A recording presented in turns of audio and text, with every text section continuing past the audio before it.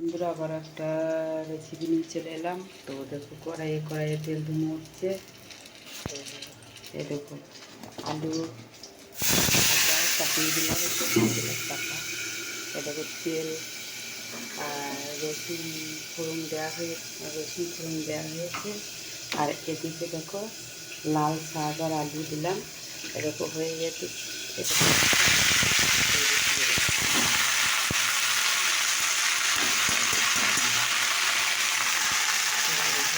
তোমরা দেখতে পাচ্ছ, তোমরা দেখতে থাকো।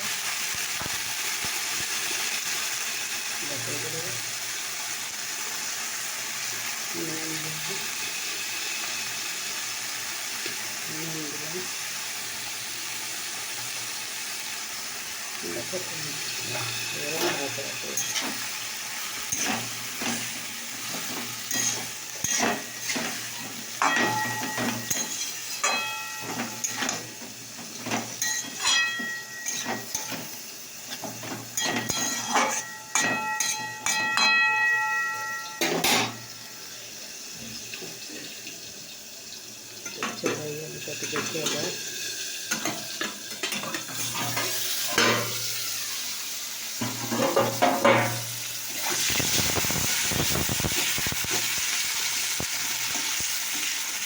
সেটা নুন হলুদ মাখিয়ে নিয়ে আমার একটা আলু ভাজছে শাক। বন্ধুরা তো আবার চাপা দিলাম।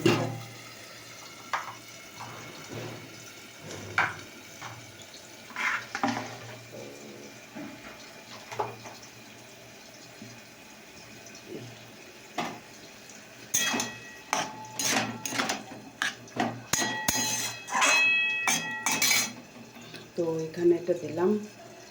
তো দেখো আমি এখানে অল্প একটু জল দিয়ে দিলাম।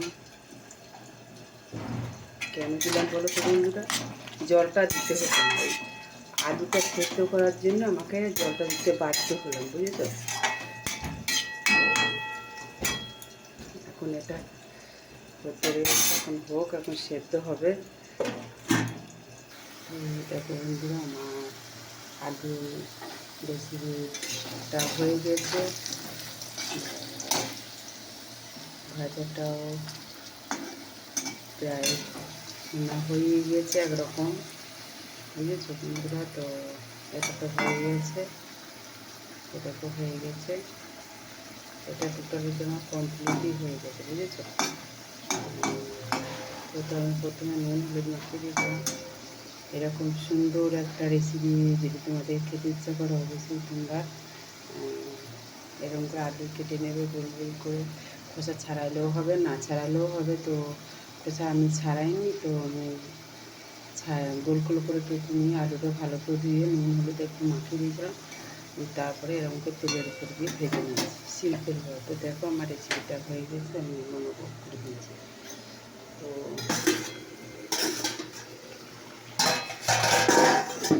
এদিকে তোমার শাকটা হচ্ছে, কারণ কেন বলতে বন্ধুরা, তো শাকটা একটু সেদ্ধ হয়ে গেলে একটু জল মেরে সেদ্ধ হয়ে গিয়ে নামিয়ে দেবো। তো তোমাদের এই রেসিপিটা কেমন লাগলো অবশ্যই কমেন্ট করে জানাবো।